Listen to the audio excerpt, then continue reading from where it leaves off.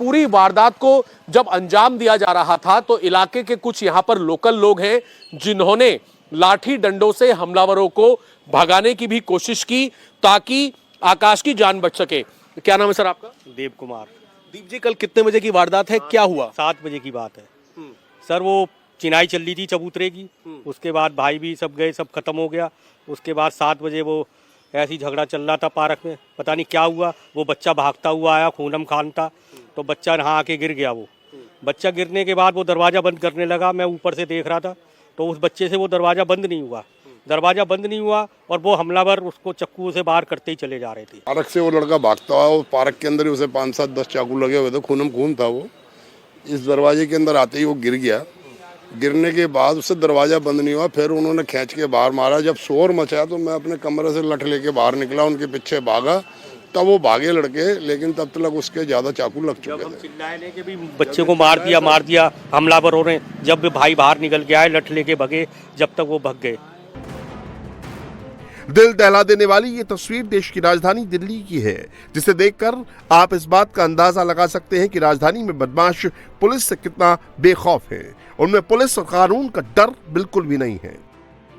चाकूबाजी के पीछे पार्क में पीपल के पेड़ के नीचे चबूतरा और हनुमान जी की मूर्ति स्थापित करने का विवाद बताया जा रहा है। विवाद के बाद चबूतरे का निर्माण रोक दिया गया था। पुलिस ने मना किया कि बिना परमिशन के पार्क के अंदर आप कोई कंस्ट्रक्शन नहीं कर सकते। ये बात लगभग 5, साढ़े 5 बजे की है जब पुलिस और एमसीडी ने इन लड़कों को यहां पर मना किया। आकाश के जानने वाले ही कुछ लड़के, जिसमें से कुछ नाबालिग भी हैं और कुछ बालिग भी हैं, 18-19 साल के लड़के हैं, वो पार्क के अंदर ही लगभग 1.5 से 2 घंटे मौजूद रहे और उसके बाद आपस में कहासुनी हुई। 3 से 4 लड़कों ने आकाश नाम के लड़के के ऊपर 4 से 5 चाकू इसी पार्क के अंदर मारे। उसके बाद आकाश अपनी जान बचाने के लिए इस पार्क से बाहर निकला।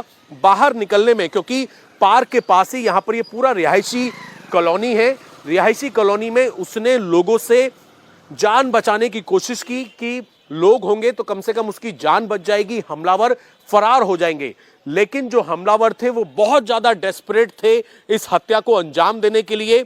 आकाश जो है भागते हुए यहां तक पहुंचा। यहां पहुंचने के बाद ये जो घर उसे खुला हुआ मिला, इस घर के दरवाजे को भी आकाश ने खोलने की कोशिश की, अंदर जाने की कोशिश की, लेकिन जो 4-5 लड़के थे उन्होंने आकाश को बाहर की तरफ घसीटा और बाहर घसीटने के बाद दोबारा से यहां पर बाइक के पास उसके ऊपर ताबड़तोड़ चाकुओं से दोबारा हमला किया। और इतना ज्यादा ब्लड निकल गया कि अस्पताल के अंदर आकाश की मौत हो गई। आकाश के ऊपर बदमाशों ने इतनी बार चाकू से अटैक किया कि अस्पताल में इलाज के दौरान उसकी मौत हो गई। आकाश की हत्या करने वाले बदमाशों में नाबालिग भी शामिल हैं। आकाश अपने पिता के साथ कचौड़ी का ठेला लगाता था। अब बेटे की हत्या के बाद पूरा परिवार सदमे में है। एक पार्क के अंदर मंदिर के चबूतरे बनाने को लेकर बैठे हुए थे, जानते थे एक दूसरे को, लेकिन आप परिवार की हालत समझ सकते हैं। ये आकाश के पिता हैं और इन पर क्या बीत रही होगी। इनका जवान लड़का, पूरा इस वक्त मातम का यहाँ पर माहौल है और हर कोई एक ही बात कर रहा है कि सख्त कार्रवाई जो है वो उन आरोपियों के खिलाफ की जाए। एक ही लड़का था मेरा कमाने वाला, ये तो बेचारे के 15-16 ऑपरेशन रखे, एक गुर्दा पे चल रहा, रेडी लगाते थे और पार्क में लेके ऐसी बुरी तरह चक्कू गोद गोद के मारा जाके कोई और ये किराए का मकान है। बेटा बता क्या इंसानियत है इन सब लोगों की, जो बता। पहले जो कमाने वाला बच्चा था उसी को ऐसी बेदर्दी से मारा।